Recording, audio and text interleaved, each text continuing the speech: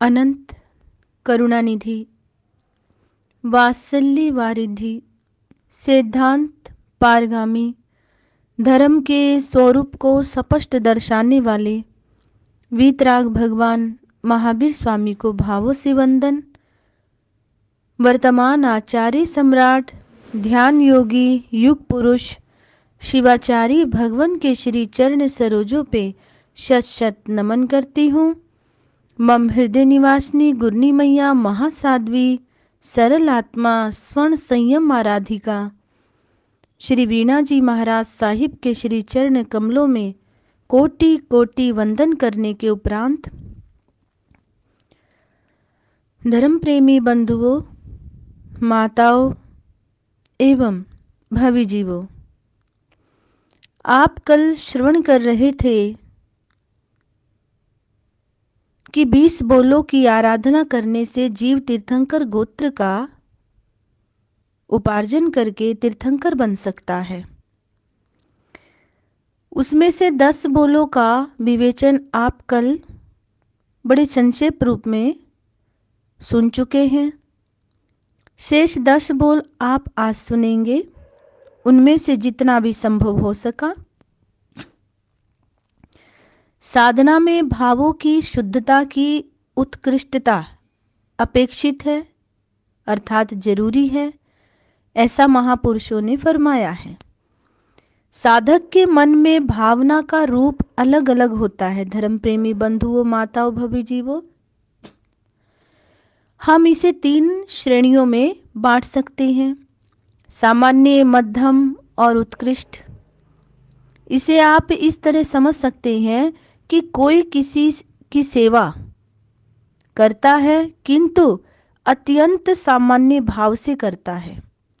उस सेवा के पीछे लोकाचार और व्यवहार का प्राधान्य रहता है। गौर करना, भावों का नहीं। एक व्यक्ति दया और कर्तव्य से प्रेरित होकर सेवा में लगता तो है, किंतु फल की इच्छा वहां बनी रहती है। कोई व्यक्ति निस्वार्थ भाव से सेवा करता है, कोई व्यक्ति निस्वार्थ भाव से सेवा करता है। व्यक्ति सामने है तब भी सेवा करता है, और यदि परोक्ष में है तब भी सेवा की भावना रखता है। बच्चा माँ की गोद में होता है तब भी माँ उसका ख्याल रखती है, और जब बच्चा खेलने के लिए गली में चला जाता है या कहीं माँ की आंखों से दूर हो जाता है तो भी माँ का ध्यान बराबर उसकी ओर लगा रहता है। इसका अर्थ ये है कि माँ के दिल में बच्चे के प्रति अत्यंत हित भावना रहती है। अत्यंत निस्वार्थ भाव से सेवा में ही भावों की उत्कृष्टता है। धर्म प्रेमी बंधुओं, ऐसा महापुरुषों ने फरमाया है। भाव के तरतम भाव के कारण उसका फल भी बदल जाता है। कभी कोई पुत्र पिता की सेवा करता है तो कभी पुत्र वधू उसकी सेवा में प्रवृत्त होती है। इसके पीछे लोक लज्जा का भाव अधिक रहता है। कुछ कर्तव्य परायणता भी रहती है, किंतु वहाँ लोक लज्जा अधिक रहती है।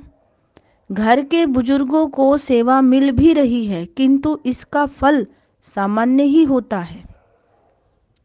महापुरुषों ने फरमाया, इसे ऐसे समझें कि आप किसी को पानी पिलाते हैं दया प्रेरित होकर तथा अपना नैतिक कर्तव्य मानकर, और एक बिना आदर के ही किसी को पानी का गिलास पकड़ा देता है।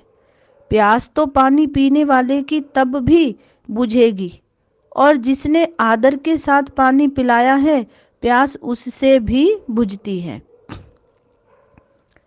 किंतु गौर करें, किंतु पानी लेने वाले ने तो केवल प्यास बुझाने के लिए ही पानी लिया है। किसी ने आदर के साथ दिया या निरादर के साथ। पानी पीने से प्यास तो दोनों स्थितियों में बुझ जाती है, किंतु अंतर कहाँ पड़ता है? प्रश्न किया गया है, महापुरुषों ने फरमाया है अंतर कहाँ पड़ता है? जिसने जिस भावना से दिया है उस भावना के अनुसार ही उसके कर्म का बंध होगा। तीर्थंकर गोत्र के उपार्जन के लिए साधक के जीवन में भावों की शुद्धता की उत्कृष्टता आवश्यक है। धर्म प्रेमी बंधुओं, बिना इसके व्यक्ति तीर्थंकर नहीं बन सकता, ऐसा महापुरुषों का फरमाना है। उच्च भावना ही साधक को उच्च बनाती है। शुद्ध भावना और उच्च पुण्य ही व्यक्ति को स्वर्ग प्रदान करते हैं। जैसे सच्ची माँ के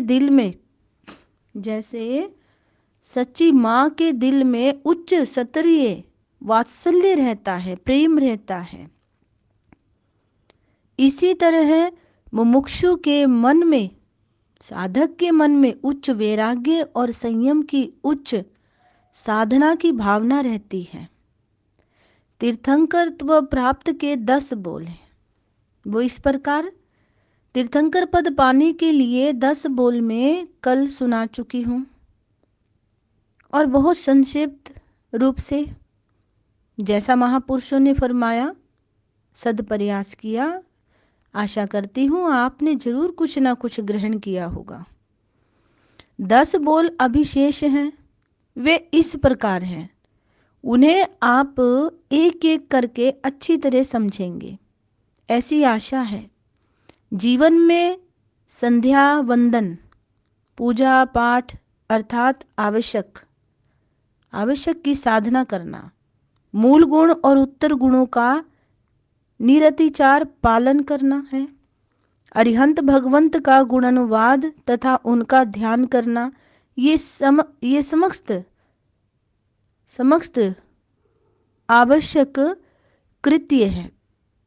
जो व्यक्ति इन आवश्यक कृत्यों को ऊंची भावना से करता है और इनकी साधना करता है, हुआ जो दूसरी सांसारिक बातों की ओर ध्यान नहीं देता, जैसे एक व्यक्ति दुकान के मोह में सत्संग को छोड़ देता है, जिनवाणी को छोड़ देता है।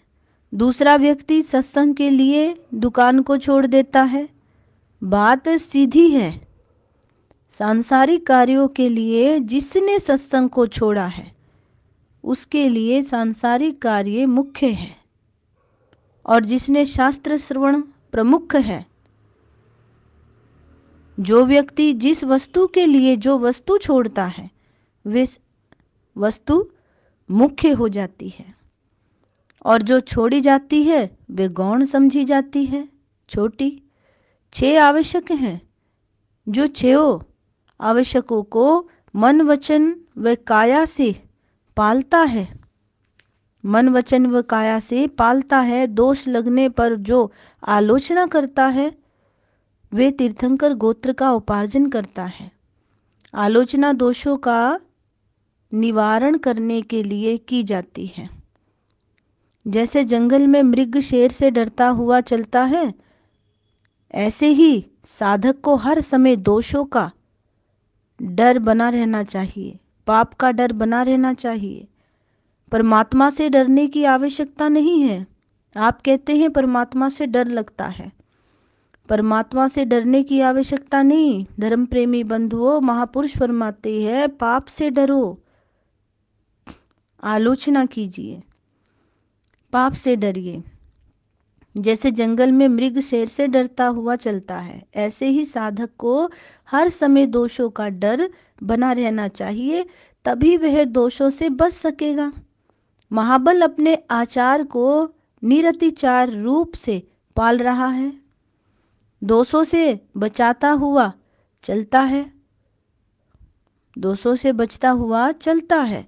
अपने आचार को वे पूर्णतया निर्मल रखता है।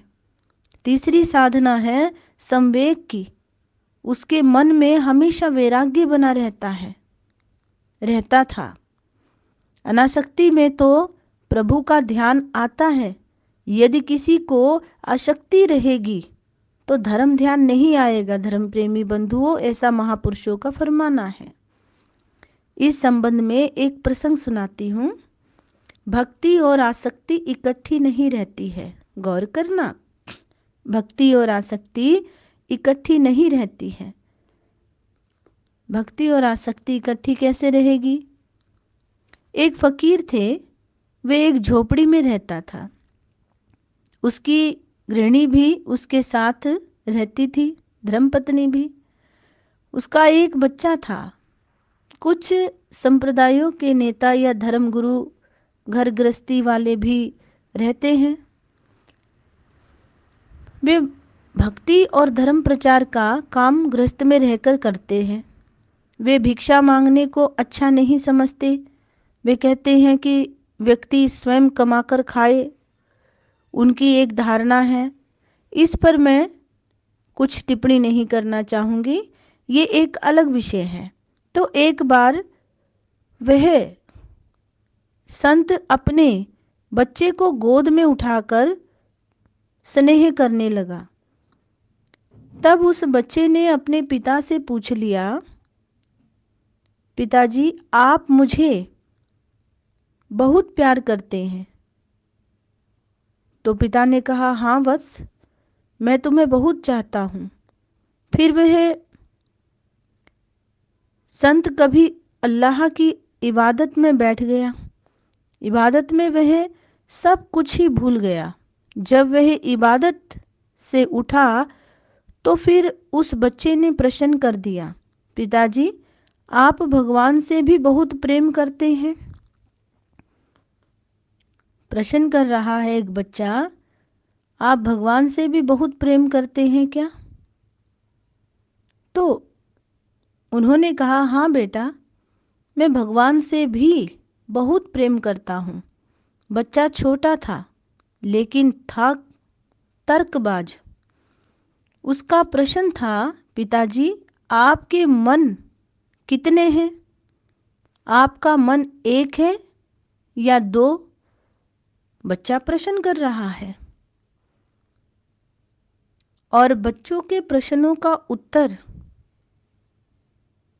बहुत ही सटीक दिया जाए तो उन बच्चों के बुद्धि की प्रगति हो सकती है। धर्म प्रेमी बंधुओं, जिस मन में से आप मुझे प्यार करते हैं, वो बच्चा कहता है, उसी मन से अल्लाह भगवान की इबादत भी करते हैं।